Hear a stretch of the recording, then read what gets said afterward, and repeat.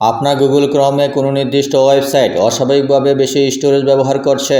অনেক সময় ওয়েবসাইটে জমে থাকা কুকিজ, ক্যাশ এবং অন্যান্য সাইট ডাটার কারণে স্টোরেজ খরচ হতে পারে এবং ওয়েবসাইটগুলো ব্যবহারে অনেক সমস্যার সৃষ্টি হতে পারে।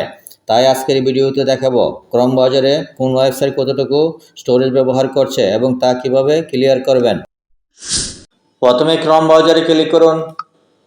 অ্যাপটি ওপেন হওয়ার পর উপরের দিকে খেয়াল করুন থ্রি ডট, সেই অপশনে ক্লিক করুন। আবারও নিচের দিকে খেয়াল করুন সেটিংসে ক্লিক করুন। আবারও নিচের দিকে স্ক্রল করুন, খেয়াল করুন সাইজ সেটিং, এই অপশনে ক্লিক করুন। আবারও নিচের দিকে স্ক্রল করুন, খেয়াল করুন ডাটা স্টোর, এই অপশনে ক্লিক করুন।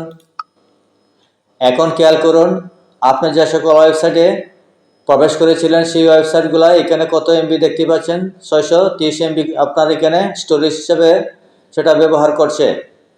এইখানে দেখেন প্রত্যেকটিতে এরকমভাবে দেখতে পাচ্ছেন। এগুলো ডিলিট করার জন্য বা ক্লিয়ার করার জন্য নিচের দিকে খেয়াল করুন ডিলিট অল ডাটা, এই অপশনে ক্লিক করুন।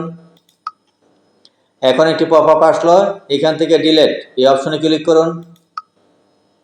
খেয়াল করুন ডাটা স্টোর ক্লিয়ার হয়ে গেল। আশা করি বুঝতে পেরেছেন। ভিডিওটি ভালো লাগলে চ্যানেলটি সাবস্ক্রাইব করতে ভুলবেন না। ধন্যবাদ সবাইকে।